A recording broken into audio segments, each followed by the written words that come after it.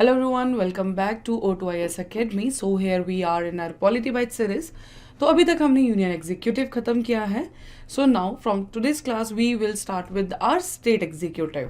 Okay, so to download the PDF of all these lectures which we are doing in Polity Byte series, you can subscribe to our YouTube channel, that is O2IS Academy.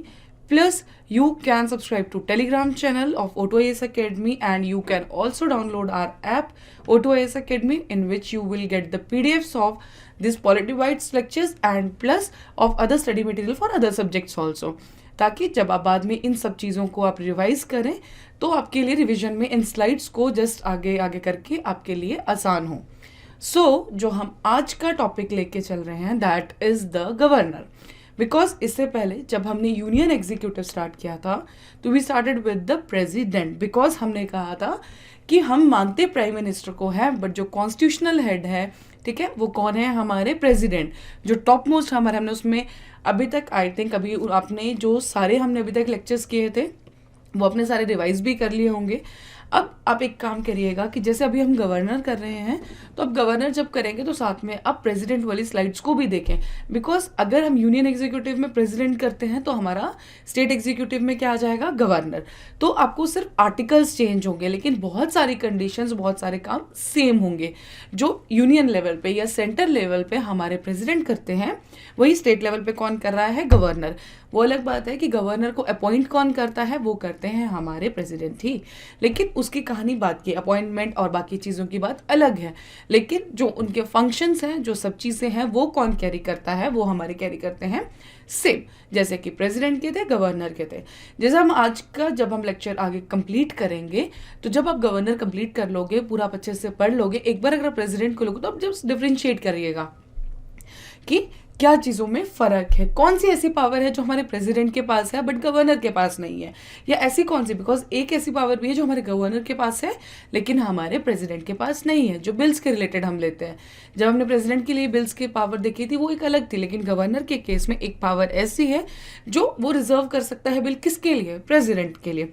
So at the end of this lecture you will be clear with each and every point of related to the governor. Last में हम कुछ questions भी देखेंगे, but the main thing is जब आपके अब notes होंगे, जो आपके मैंने आपको स्टार्टिंग में भी समझाया था कि हमारे जो नोट्स बनते हैं यूनियन एग्जीक्यूटिव और स्टेट एग्जीक्यूटिव के नोट्स हमारे साइमल्टेनियसली बनेंगे. मतलब आधे पेज पे या एक पेज पे आप प्रेसिडेंट रखिए, साथ में ही आप गवर्नर रखिए, ताकि जब आप रिविजन करें तो दोनों चीज़ें आपकी इकट्ठे ही रिवाइज हो जाए. Okay, so let's start with today's topic that is our governor. ठीक है, वहाँ पे हमारा सुप्रीम हेड, जो कॉन्स्टिट्यूशनल हेड हमने जिसको कहा था, वहाँ पे सेंटर में that was our president.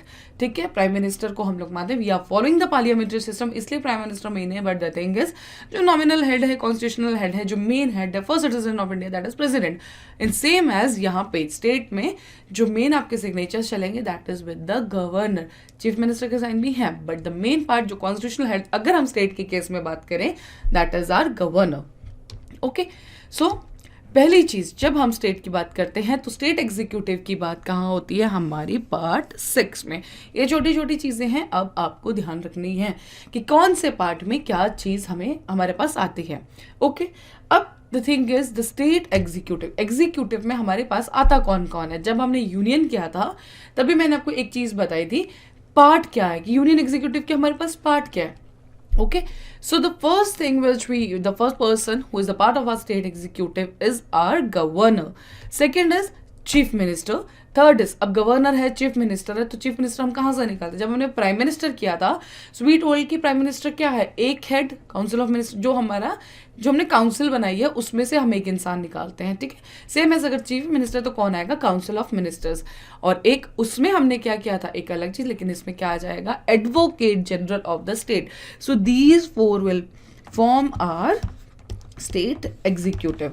Okay, and this is important because कभी कभी हम कंफ्यूज हो जाते हैं कुछ चीज़ों में कि वहाँ पे अटर्नी जनरल है कि CAG है. वो सब चीज़ें आपको ध्यान में रखनी है कि आपका एग्जीक्यूटिव का पार्ट बनते कौन है. Okay, now the thing is governor कौन से हेड है? नॉमिनल हेड, जो हमने ऑलरेडी डिस्कस कर लिया है. ये क्या है? Chief executive head of the state. Centre के बारे में कौन थे? हमारे प्रेसिडेंट. नॉमिनल हेड कौन थे? प्रेसिडेंट. सो ऐसे ही चीजें आपकी साथ साथ चलेंगी. The governor's appointment has powers everything related. अब ये जो आर्टिकल्स हैं हमारे पास गिवन है, that is article number 153 to article 162. हमें कौन बताता है कि क्या है, गवर्नर के रिलेटेड. अभी तक आपको ध्यान आ जाना चाहिए कि आपके पास प्रेसिडेंट के कौन से आर्टिकल्स हैं. सी, अभी इस स्टेज पे जब हम ऑलरेडी चीज़ें खत्म कर चुके हैं, तो अभी जैसे मैंने 153 टू 162 बोला, so you should be clear. अभी एकदम से स्ट्राइक होना चाहिए कि ठीक है, गवर्नर का ये तो प्रेसिडेंट का कौन से आर्टिकल्स हैं. सो जिनको पता है, so you are going good. जिनको नहीं, so do revise the things. Okay, now there is no office of. अभी हम छोटी छोटी चीजें पढ़ेंगे, उसके बाद हम डिटेल में करेंगे इसके बाद जो हमारे आर्टिकल्स हैं. ओके, तो कुछ चीजें ऐसे, उसमें हमने वाइस प्रेसिडेंट पढ़ा था, लेकिन वाइस गवर्नर जैसा ऐसा कोई ऑफिस हमारे पास नहीं है. एक और चीज, पहले क्या होता था कि हर एक से अगर 28 स्टेट्स हैं तो 28 ही गवर्नर्स होंगे. ओके, लेकिन 7th कॉन्स्टिट्यूशनल अमेंडमेंट एक्ट जो 1956 में, अभी तक तो आपको ये अमेंडमेंट्स, कुछ अमेंडमेंट्स ऐसे जो आपको याद होनी चाहिए. 7th कॉन्स्टिट्यूशन अभी तक याद हो जानी चाहिए जितना हमने पोर्शन कंप्लीट किया. First amendment, 7th amendment, 41st, 42nd, 44 amendment, ठीक है, 69, 61, ये अमेंडमेंट्स अभी तक आपको क्लियर हो जानी चाहिए. Okay, the appointment of the same person as a governor for 2 और मोर स्टेट. अब 1 से 2 स्टेट्स के लिए एक ही गवर्नर हो सकता है. ठीक है, सो अब ऐसा नहीं है कि 28 स्टेट्स होंगी या तो उनके लिए 28 ही गवर्नर होंगे. नहीं, अभी आपके लिए क्या हो सकता है कि 28 स्टेट्स में आप 25 गवर्नर रख सकते हैं. 2 जैसे हिमाचल और पंजाब के लिए, या पंजाब और हरियाणा के लिए एक ही आप गवर्नर रखिए. ठीक है, जैसे सिंपल द थिंग कि 2 स्टेट्स के लिए एक गवर्नर अब हो सकता है. और ये कब हुआ था? 7th कॉन्स्टिट्यूशनल अमेंडमेंट एक्ट 1956 के बाद. He is the part of federal system of Indian polity and act as a bridge between union and state governments. Because a bridge क्यों बोलते हैं? So here we will discuss one thing, why he is called bridge. तो देखिए, bridge की बात ऐसी है कि इसको अपॉइंट कौन करता है? गवर्नर को अपॉइंटमेंट करते हैं प्रेसिडेंट. काम कहाँ करता है गवर्नर? स्टेट में. ओके, जब अपॉइंटमेंट सेंटर से आई, ठीक है, काम कहाँ हुआ? स्टेट में. सो दिस, ये चीज जो है, that is forming a bridge. क्योंकि जो आपको अपॉइंट करेगा आप उसके लिए हमेशा ट्रू रहोगे. ठीक है, you will B feel like कि हाँ मेरे लिए ऑब्लिगेशन है या फिर मुझे उनके लिए काम करना है. सो अपॉइंट कौन कर रहा है? प्रेसिडेंट. तो वो काम किसके लिए ट्रू रहेंगे? प्रेसिडेंट के लिए. ठीक है, लेकिन काम कहाँ हो रहा है? स्टेट में. तो जो ये बीच का ब्रिज है ना, जो बीच का ये गैप है, वो कौन है? That is our governor. President की इन्फॉर्मेशन स्टेट को, स्टेट की इन्फॉर्मेशन प्रेसिडेंट को, ये कौन कर रहा है? Governor. So that's why governor is called the bridge between the union and the state governments. Okay, so now here we will start with our articles. So पहला जो आर्टिकल है वो है हमारा आर्टिकल नंबर 153, जो बोलता है कि स्टेट्स के गवर्नर्स होने चाहिए, जो इस पर्टिकुलर ऑफिस को डिफाइन करता है. लेकिन अब साथ में ये याद रखिएगा कि हमने एक सेकेंड शेड्यूल भी पढ़ा था, तो क्या उसमें ये था या नहीं था, ये अब आपको याद करना है. Okay, now 154 article, executive power of the state. हमने एग्जीक्यूटिव में हमने पढ़ लिया कौन कौन आता है. That is our governor, chief minister, council of minister and advocate general. So ये है हमारा executive. The executive power of the state, जो जिसमें डिफाइन हुई है किसकी? गवर्नर की. So that is our article number 154. Article number 155 बोलता है अपॉइंटमेंट ऑफ गवर्नर कैसे होगी. Okay, so here is the thing कि अपॉइंटमेंट कौन करे. अभी हमने इतनी बार डिस्कस कर लिया कि appointment by the president. Okay, warrant under his hand and seal as held by the supreme court in 1979. It is an independent constitutional office. और ये आपको ध्यान रखना है कि क्या ये, अगर आपको बोले कि यूनियन गवर्नमेंट के अंडर आता है, नहीं, it is a independent constitutional office and is not under the control और subordinate of the central government. ठीक है, द कैनेडियन मॉडल, ये भी आपको ध्यान रखना है कि कहाँ से हमें, जब हम सोर्सेज हमने किया था, हमने उसमें भी किया था कि this is borrowed from the Canada. So the Canadian model of governor appointment by the centre was accepted in the constitution assembly. Okay, so आपको इस पर्टिकुलर स्लाइड में क्या क्या चीजें ध्यान में, कि एक तो प्रेसिडेंट अपॉइंटमेंट करता है, ठीक है, और this is a independent constitutional office, और plus this is followed from the Canadian model of the governor. Next is हमारी जो टर्म की बात है. So the constitution has not laid this thing any grounds for. President के लिए क्या कोई टर्म लेड है कॉन्स्टिट्यूशन में? नहीं. He holds office for a term of 5 years. However, this term is subjected to the pleasure of the president. Resign at any time by addressing a resignation letter to the president. ठीक है, तो जो हमने इसमें बोला कि president जो governor जो है अपना रिजाइन किसको देगा? प्रेसिडेंट को. काम किस में कर रहा है? स्टेट में. अपॉइंट कौन कर रहा है? प्रेसिडेंट. वो जो है सेंटर में. तो रिजाइन भी किसको करेगा? प्रेसिडेंट को. लेकिन काम किसके लिए करेगा? स्टेट के लिए. ओके. प्रेसिडेंट किसको रिजाइन करता है? ये अभी तक आपको ध्यान आ जाना चाहिए. President resign to the vice president. ठीक है. So now what are the qualifications of the president to become a president? So article कौन सा है? 157. ओके. सो पहला है कि he should be a citizen of India. सबको पता है ये. He should have completed the age of 35 years. See don't get confuse between the ages, because एक बार किसी पेपर में हमने क्वेश्चन देखा था जिसमें डायरेक्टली 3 पॉइंट्स पे या 2 क्वेश्चंस में आई थिंक ऑप्शंस दिए गए थे और जो कंफ्यूज किया गया था एज के साथ. ठीक है, कि 30 है, 25 है, 21 है या 35 है. ठीक है. So you will be get confuse between the ages. तो थोड़ा सा, बिकॉज ये छोटे छोटे पॉइंट्स होते हैं जो हम वैसे मिस आउट कराते हैं, बट इसको मिस मत करिएगा. These are very very very important. Okay. So अभी तक आप ध्यान रखिए कि 35 ईयर्स किसकी एज है? प्रेसिडेंट की. नाउ पहले तो ये चीज़ें हमें 2 पता है, लेकिन कुछ कन्वेंशंस है. Conventions, what do you mean by conventions? Conventions मतलब जो टाइम के साथ अराइज हुई है, कहीं लिखी नहीं गई है, कोई कॉन्स्टिट्यूशन में नहीं मेंशन है, but with time they have arise. तो 2 कन्वेंशंस एमर्ज हुई हैं. First is he should be an outsider who does not reside in the state where he will be appointed. मान लीजिए पंजाब का अगर आपको गवर्नर बनाना है तो कन्वेंशन बोलती है कि वो पंजाब का डोमिसाइल नहीं होना चाहिए. ठीक है. कई बार का हो, चाहे वो हरियाणा का हो. ठीक है. बट मेनली अब आप देखना, अगर आप थोड़ा सा देखिएगा तो अभी क्या हो रहा है कि जैसे नॉर्थ इंडिया के जो गवर्नर्स है मैक्सिमम कहाँ से आ रही है? तो सेंट्रल इंडिया, साउथ इंडिया. तो थोड़ा सा diversity, because unity in diversity, तो हमारे गवर्नर्स की अपॉइंटमेंट में भी फॉलो हो रही है. Okay. Next is when appointing the governor of a state the president must consult with the state's chief minister. ये आपको ध्यान रखिएगा. बट डोंट गेट कंफ्यूज कि these are mention in the constitution या फिर ये सिर्फ एक कन्वेंशन है. So these 2 are only the conventions जो टाइम के साथ आ चुकी हैं and they are getting followed. नहीं फॉलो करेंगे तो कुछ बिगड़ेगा नहीं, बट फॉलो हो रही हैं. ठीक है, बिकॉज ये टाइम के साथ अराइज हो चुकी हैं. Now the next is article number 158 जो बताता है कंडीशंस हमारी. और कंडीशंस क्या? कि not to be a member of either house of the parliament और a house of the state legislature. ना सेंटर ना स्टेट, दोनों में से किसी का भी वो मेंबर नहीं होना चाहिए. कोई ऑफिस ऑफ प्रॉफिट नहीं होना चाहिए. ये तो अभी तक conditions. Now here again you have to link your conditions of the governor with the president. तो जब आप इसको रिवाइज करेंगे, अगर आपको अभी याद भी नहीं है ना, सो मेक श्योर कि जब आप इनको रिवाइज करें you just open the both the PDFs. आप इनकी स्लाइड्स देखिए गवर्नर की, साथ साथ में आप देखिए कंडीशंस प्रेसिडेंट की. जब आप कंपेयर करके चीज़ें पढ़ते हैं तो आपको याद करने में आसानी होती है. So you will be able to recall things very nicely. Okay. So make sure कि जब आप गवर्नर पढ़ें तो आप साथ में क्या पढ़ें? हमारा प्रेसिडेंट. सो अभी जब बात आती है कंडीशंस की, तो हमने क्या पहले पढ़ी कि either house of the parliament और house of the state legislature. क्या प्रेसिडेंट में ये कंडीशन थी?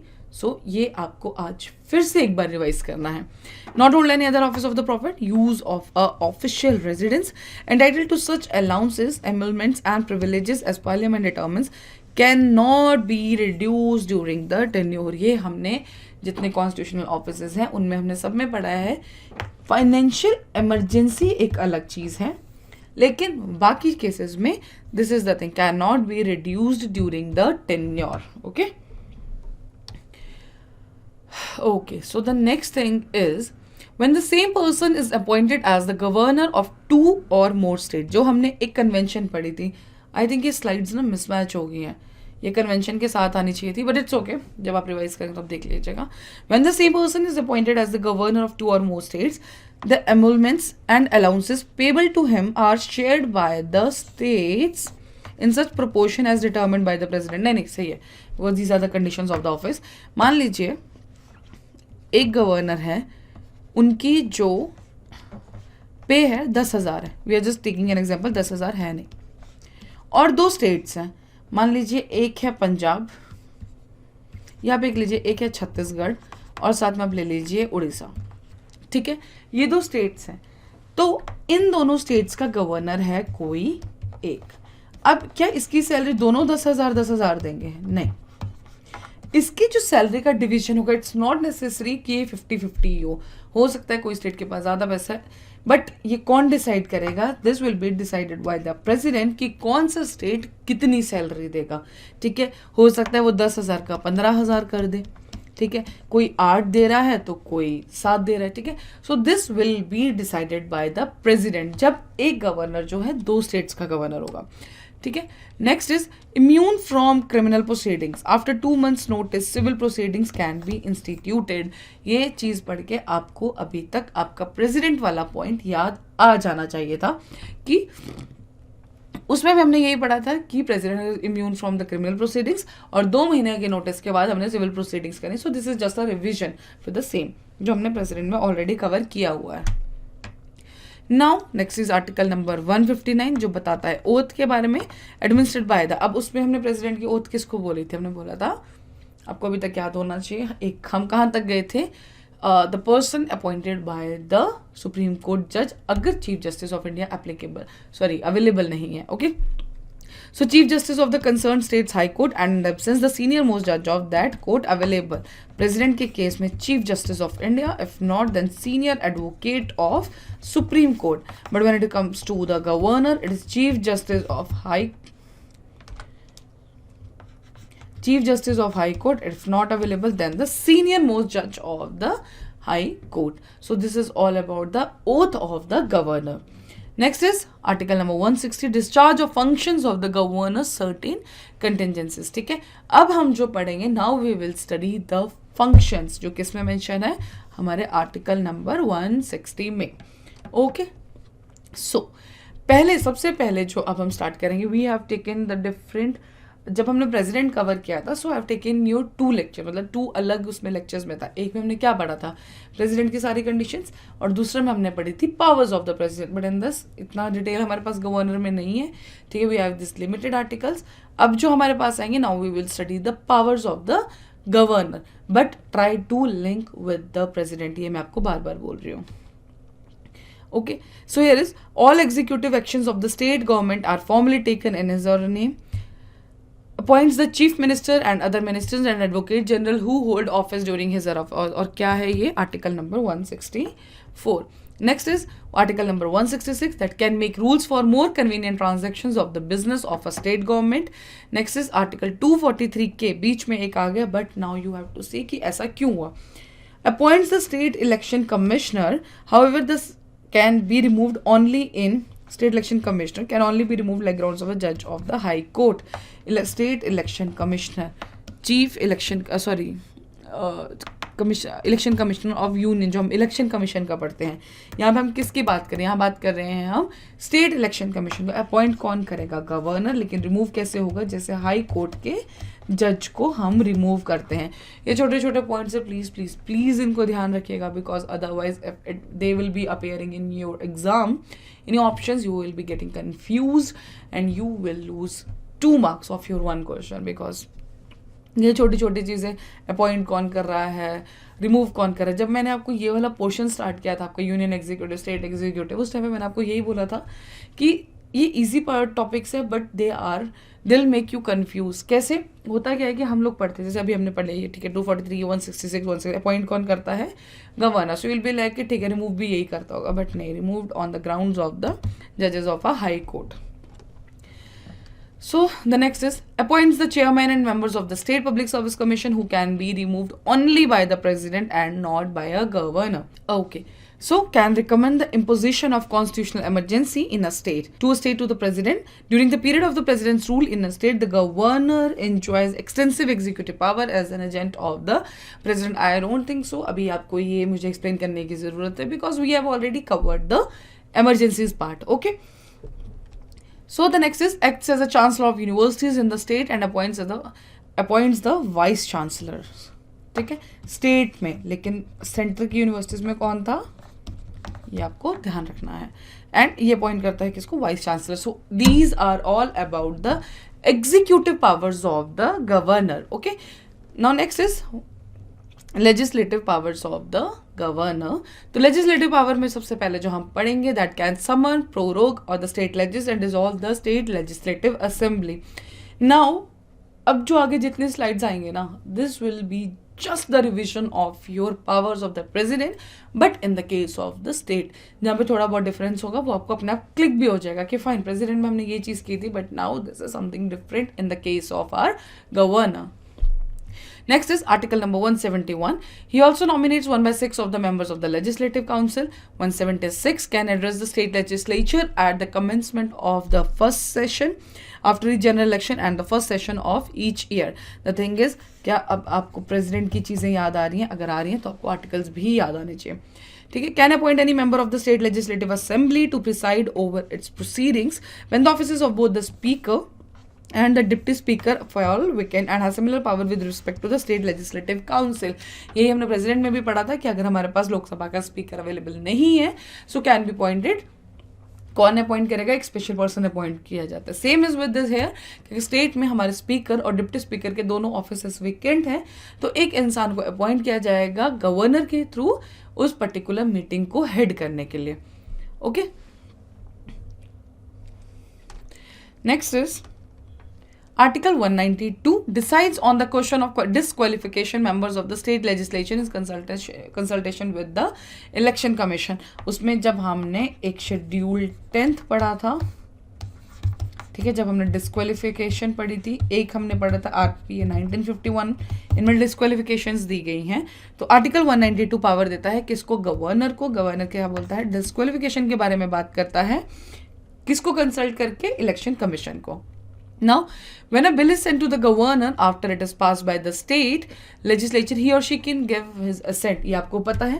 To the bill or withhold the assent the bill, ये भी आपको पता है. और return the bill, ये भी पता है. For reconsideration, लेकिन इसमें एक और चीज़ है जो है इसमें आई थिंक वो आगे मेंशन होगी, जिसमें आपको लिखा होगा कि वो रिजर्व कर सकता है पर्टिकुलर बिल को. किसके लिए? प्रेसिडेंट को दिखाने के लिए. ओके. सो आर्टिकल 213 जो बोलता है कि ऑर्डिनेंसेस भी ये प्रोमलगेट कर सकता है. Now lays the report of the State Finance Commission, the State Public Service Commission and the Comptroller and Auditor General relating to the accounts of the state before the state legislature. So just the revision of your powers of legislative powers of the president. उसमें कौन कौन सी reports थी ये आपको एक बार revise करना है, and revise अगर आपको याद है then it's very good. Fine. So these are the legislative powers. अभी तक हमने हमारी एग्जीक्यूटिव पावर्स खत्म कर ली. We have completed with our legislative powers. Now next is our financial powers. तो फाइनेंशियल पावर्स इसमें क्या बोलेगा? The article 202 annual financial budget, मतलब statement of state budget is laid before the state legislature. Money bills can be introduce in the state legislature only with his और हर prior recommendations. ये same चीज हमने president में भी की थी. Next is Article 203. No demand for a grant can be made except on his or her recommendation. Article 267 can make advances out of the contingency fund of the state to meet an unforeseen expenditure. 243 constitutes a finance commission after every 5 years to review the financial position of the panchayats and the municipalities. So I think इसमें आपको articles ध्यान है. Now अगर जब आप ये slide पढ़ेंगे ना, अगर मैं आपको वैसे भी पूछूंगी कि अगर आपको ग्रांट लेनी है स्टेट के केस में, तो वैसे ही बोलते हो कि हाँ जी गवर्नर को पूछना पड़ेगा. ठीक है. अगर कंटिजेंसी, मैं आपको बोलूँगी कंटिजेंसी फंड ऑफ स्टेट से अगर आपको पैसे निकालना है, अगर आपको प्रेसिडेंट क्लियर है तो विल बी लाइक कि हाँ हो सकता है governors, because this will B एक हो सकता है थोड़ा सा कन्फ्यूजन हो, but the thing will be कि नहीं हो सकता है कि हमें प्रेसिडेंट को गवर्नर को पूछना पड़े. ठीक है. लेकिन what is the important part? These articles, जो इसमें आर्टिकल्स हैं, ये article 202, 203, 267, 243, these articles are important. Okay. Now next is our judicial powers. Judicial powers क्या बोलते हैं? आर्टिकल 161 है. Can grant pardons, reprieves, respites and remissions. अभी तक आपको ये टर्म्स बहुत अच्छे से क्लियर, बिकॉज जब हमने प्रेसिडेंट पढ़ा था हमने ये डिटेल में किया था. Of punishment of suspend, remit and commute the sentence of any person convicted of any offence against in law relating to matter to which the executive power of the state extend. Governor भी सब कुछ कर सकता है, same as the thing. But एक चीज ध्यान रखिएगा कि governor can not pardon the death sentence. ठीक है. वो पावर सिर्फ और सिर्फ हमारे किसके पास है? प्रेसिडेंट के पास ही है. So consulted by the president while appointing the जजेस of the concern state high court. makes appointments, posting, promotions of the district judges in the consultation with the state high court, and appoints person to the judicial service of the state. Okay, so these are the points. Article 161, 217, 234 ये आपको याद रखना है किसमें, judicial powers में. एक है 233, he appoints and transfers the district court judges. Governor cannot pardon a death sentence, ये मैंने आपको ऑलरेडी बता दिया है. ठीक है. President has exclusive power to grant pardon in the cases where the sentence is a death sentence. We have studied this. Governor does not possess any such power to grant pardon, reprieve, respite, suspension, remission, commutation in respect to the punishment or sentence by a court martial. तो अभी आपको 2 points clear हो जाना चाहिए कि एक pardon to death sentence और एक कोर्ट मार्शल के केस में गवर्नर के पास कोई भी पावर नहीं है. Okay, these power are exclusive powers with our president only. So these are the discretionary powers. तो पहला है article 200, can reserve a bill pass by the state legislature for the president's assent. इसमें council of minister का कोई role नहीं होगा. Can appoint anybody as a chief minister if there is no political party with a clear-cut majority in the assembly. Repetition of the president की power. Can seek, but here it is in the state. Can seek information from the chief minister with regard to the administrative and the legislative matters of the state. Once again president की power, but state में. वो वहाँ पे union में करते हैं और यहाँ पे ये कर रहे हैं हमारे स्टेट में. Can dissolve the legislative assembly if the chief minister advises him to do following the vote of a no confidence motion. अभी हम एक बार एक लेक्चर में सारे टाइप के मोशंस जो हैं वो हम एक बार डिस्कस कर लेंगे when we will start with our parliament chapter. Can recommend the president about the failure of the constitutional machinery in the state while performing his duties as the administrator of an adjoining union territory. He has the authority to act at his discretion. जब एक governor union territory में जो अपना काम कर रहा है as an administration, तो उनके पास कंप्लीटली डिस्क्रिशन होते हैं बिकॉज वहाँ पे कोई काउंसिल ऑफ मिनिस्टर नहीं है. So the everything which will be done by the are governor, मतलब जो वहाँ के एडमिनिस्ट्रेटर हैं. तो डिस्क्रिशन किसके पास आ जाएगी, गवर्नर के पास. Okay, now this is very important point. ये जो पॉइंट्स है ना, दीज आर डिफरेंट पॉइंट्स, इस पर ध्यान रखें. Determines the amount payable by the government of Assam, Meghalaya, TM, ATM square, ATM machine, autonomous tribal district council as royalty accruing from licenses for mineral exploration. So this is very very important point. ये आप ध्यान रखिएगा. Tribal district council का जो पैसा आएगा mineral exploration में, किसके पास अमाउंट कौन बताएगा, वो बताएगा हमारे governor. Now next is article number 163. This is about there shall be a council of minister with the chief minister as the head to aid and advise the governor in the exercise of his functions except in so far as he is required to exercise his function of his discretion. हमने repetition है, ठीक है, because हमने बीच में जब 162 पे छोड़ा था तो आर्टिकल 163 से 164 is the council of minister shall be collectively responsible to the legislative assembly of the state. So that's all about the powers. Now एक अलग सी चीज है जो सिर्फ गवर्नर के पास पावर है, that is related to the scheduled areas. Okay, the president declare an area as a scheduled area. The governor submits a report to the president on the administration of a scheduled area. Schedule area को declare कौन करेगा, 5th और 6th schedule ध्यान रखिएगा, वो हमने detail में पढ़ा हुआ है. तो कौन डिक्लेयर करेगा, हमारे डिक्लेयर करेंगे प्रेसिडेंट, लेकिन जो उसकी जो पूरा एडमिनिस्ट्रेशन है वो कौन देख रहा है, वो देख रहे हैं हमारे governor. Next is the governor decide whether a certain act of parliament or state legislature is applicable to not to scheduled areas, और अगर अप्लाई करना है तो क्या कुछ चेंजेस होने चाहिए. सो that is all will be decided by the governor because scheduled areas का कंसेप्ट अलग है, वहाँ की कंडीशंस अलग हैं. तो जो गुजरात में या बाकी इंडिया में चीज़ें अप्लाई हो सकती हैं, हो सकता है उस पर्टिकुलर एरिया में, बिकॉज तभी उसको शेड्यूल्ड एरियाज डिक्लेयर किया, शेड्यूल एरिया डिक्लेयर किया, बिकॉज कुछ उसकी कंडीशंस ऐसी होंगी जिसकी वजह से अलग हैं. फाइन. तो जो पर्टिकुलर एक्ट आता है सेंटर का, that also depends upon the governor कि कौन सी चीज़ें उसकी इंक्लूड करनी है और कौन सी नहीं करनी है. After consulting with the Tribal Advisory Council, the governor sets rules for peace and good government in the scheduled areas. ये ट्राइबल एडवाइजरी काउंसिल्स, ये सब चीज़ें हम देख चुके हैं. नाउ एक और चीज़, इसी के साथ हम एक चीज़ और करेंगे, that is our lieutenant governor. ठीक है, तो लेफ्टिनेंट गवर्नर का जो ऑफिस है that is in article 239. Every UT in India shall be administered by the president through an administrator to be appointed by him. It is called as Lieutenant Governor in Andaman and Nicobar Island, Puducherry and Delhi. किसी में administrator बोलते हैं, किसी में lieutenant governor बोलते हैं, but the office is same. Important क्या है, आर्टिकल नंबर 239। तो article 239 to 241 deals with the UTs, इसमें कोई इतना इंपॉर्टेंट नहीं है, but you should know about the article 239, जो उस पर्टिकुलर जो हमारे लेफ्टिनेंट गवर्नर्स हैं या बाकी चीज़ें वो किस में दिया हुआ है, that is given in under article 239। So that's all about the governance. मुझे नहीं लगता आपको ज़्यादा टाइम लगा होगा, बिकॉज ये सब चीज़ें आपने ऑलरेडी प्रेसिडेंट में पढ़ी हुई हैं। So it will hardly take you थोड़ा सा टाइम। अगर हमने प्रेसिडेंट कंप्लीट करने में आधा घंटा लगाया था, so this will be completing in the 10 minutes, because सिर्फ आपको आर्टिकल्स ध्यान देना है। सो जस्ट मेक श्योर जहाँ पे आपने प्रेसिडेंट लिखा है, प्रेसिडेंट के साथ ही आप क्या कीजिए, ऐसे एक कोई एरो बना के कि ठीक है ये चीज़ सेम है, जिसे जो पावर सेम है, जब हमने लेजिस्लेटिव करी, एग्जीक्यूटिव करी, तो आप बस मेंशन कर दी कि हाँ ये गवर्नर का आर्टिकल है and this is the president का आर्टिकल। पावर आप बीच में लिखे कि ये सेम है। सो दीज, इससे क्या होगा कि जब आप कल को रिवाइज करेंगे तो ये आपके लिए बहुत हेल्प करेगा। ओके, सो सेम एज जब हम हमेशा करते हैं, now we will practice some 4-5 questions. तो जो हमारा पहला क्वेश्चन है, article 156 of the constitution of India provides that a governor shall hold office for a term of 5 years from the date on which he enters upon his office.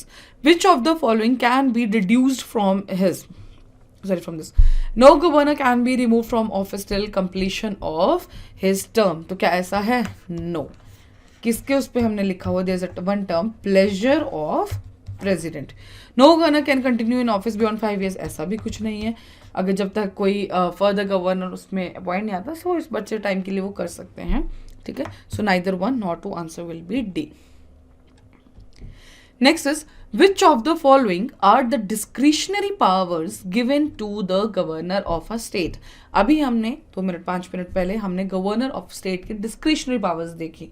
ठीक है, okay. Sending a report to the president of India for imposing the president's rule. तो ये हमने उसमें देखा था कि yes this is the discretionary power of the governor, कि अब हमारा यहाँ पे कॉन्स्टिट्यूशनल मशीनरी सही से नहीं चल रही है। कॉन्स्टिट्यूशनल मशीनरी नहीं चलने का मतलब हमारी जो गवर्नमेंट है वो ढंग से काम नहीं कर रही है। सो अब आप आइए, नाउ द कंट्रोल योर, और आप कंट्रोल कीजिए। Second is appointing the ministers. तो क्या ये डिस्क्रिशन पावर है? No, on the advice of chief minister ministers को अपॉइंट किया जाता है। So second is out, second is out, second is out, second is out. Option बचता है ए के, दैट इज आर बी। फिर भी हम बाकी पढ़ लेते हैं। Reserving certain bills passed by the state legislature for consideration of the president of India. Okay, तो ये हमने उसमें देखा था कि डिस्क्रिशनरी पावर है, अगर विदहोल्ड कर सकता है, असेंट दे सकता है, रिटर्न कर सकता है, लेकिन एक और चीज़ है जो प्रेसिडेंट नहीं कर सकता, वो क्या करेगा, प्रेसिडेंट के लिए रिजर्व करेगा bill. Okay, and next is, okay these are the 4 points. तो इसमें कौन सा पॉइंट है, फर्स्ट है third. Making the rules to conduct the business of the state government, yes this is correct. I think इसमें options गलत हैं। ठीक है, so this is also right, making the rules to conduct the business of the state government. तो इसमें आएगा first, third and fourth, and which is not mentioned in this. ठीक है, with reference to the Indian Constitution, consider the following statements. All executive action of the government of a state shall be expressed to be taken in the name of the governor. Is it correct? Yes. Centre के case में कौन करते हैं, president, लेकिन state के case में कौन करेगा, गवर्नर। जितने भी एग्जीक्यूटिव एक्शंस होंगे, सिग्नेचर किसके चलेंगे, गवर्नर के। Orders made and executed in the name of the governor shall be authenticated in such manner as may be specified in rules to be made by the president of India. ऐसा कुछ है। The state legislature shall make rules for the more convenient transaction of the business of the government of the state. So which of the statement given above is are correct? So only one. With reference to the executive powers of the governors of a state in India, consider the following statements. The remuneration of the Advocate General of India is determined by the governor of the respective state. The chairman of the State Public Service Commission is appointed and removed by the, तो remove कौन करेगा, high court, जैसे high court के जज जैसे remove होते हैं वैसे। तो सेकंड गलत से answer will be A. The governor acts an ex officio vice chancellor of the university of the concern state.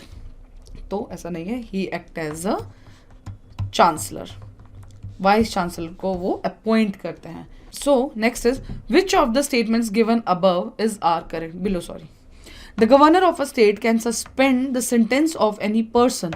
Suspend a sentence of any person convicted of an offense against any law relating to a matter to which the executive power of the state extends, even if the case is pending in the Supreme Court. अगर case pending है तो ऐसा नहीं होगा, because जब वहाँ पे full एक जजमेंट आ जाएगी उसके बाद ही आप अप्लाई करेंगे गवर्नर के पास या प्रेसिडेंट के पास. तो पेंडिंग है तो गवर्नर या प्रेसिडेंट कुछ नहीं कर सकते. The governor of a state can commute the death sentence of any person convicted of any offense against any law relating to a matter to which the executive power of the state extends. तो ये सही है. Reason being pardon नहीं कर सकता है, बाकी सब कुछ कर सकता है. The power of the governor to grant pardon under the Article 161 of the Constitution of India can be exercised on the advice of the Council of Ministers only. The thing is, अब पहले आप देखिए कि article सही है कि नहीं. तो जो इसका आंसर है इस पर्टिकुलर क्वेश्चन का is the B. Okay, so that's all about today's lecture, that is about our governor. इससे हमने स्टार्ट किया अपना state executive and I just hope आपको ये अच्छे से क्लियर हो गया हो.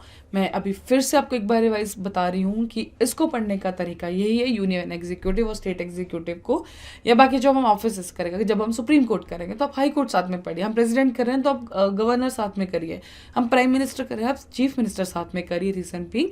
और ये आपके नोट्स होने भी साथ में ही चाहिए ताकि आपको सिर्फ आर्टिकल्स का डिफरेंस पता हो, बिकॉज पावर्स और काम सेम है. एक सेंटर में काम कर रहा है और एक स्टेट में काम कर रहा है, बस फर्क इतना ही है. ठीक है, और कोई डिटेल में फर्क नहीं है. ऐसा तो नहीं है ना कि बहुत सारे, अभी आपने गवर्नर पढ़ा तो आपका 90% जो आपका प्रेसिडेंट है वो आपका रिपीट हुआ है, जो उनकी चीज़ें हैं वही रिपीट हुई हैं. कुछ चीज़ें हैं जो डिफरेंट करती हैं. आर्टिकल्स अगर हम देखें तो 8% जो डिफरेंट है वो है हमारे आर्टिकल्स. ठीक है, 2% कुछ पावर, जैसे एक बिल को रिजर्व करने के पावर. ठीक है, कॉन्स्टिट्यूशनल मशीन, कॉन्स्टिट्यूशनल इमरजेंसी लगाने की जो रिपोर्ट देता है प्रेसिडेंट को वो पावर. उसके अलावा हमारे पास ऐसी कोई भी चीज़ नहीं है जो ज़्यादा डिफरेंट होगी. एंड इस लेक्चर के साथ आपको ये चीज़ समझ में भी आ गई होगी. Okay, so I just hope कि आपको ये क्लियर हो गया हो. Now do revise from this particular PDF, लेकिन साथ में प्रेसिडेंट का PDF ज़रूर खोलिए.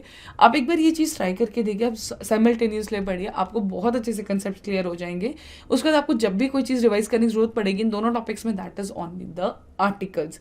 एग्जाम से पिछले दिन भी जाकर अगर आप आर्टिकल्स याद कर लेंगे तो आपकी सारी पावर सारे दो टॉपिक इकट्ठे रिवाइज होंगे. Okay, so that's all depend कि आप कैसे अभी अपने नोट्स कंप्लीट करते हैं. So thank you so much. I just hope you are liking these Polity Bites lectures and you are getting help from these lectures. So do revise these lectures. Get the PDF from the Telegram channel or YouTube channel or from the app of the O2IS Academy. Thank you so much. Do revise all the lectures from the particular PDFs. Thank you so much.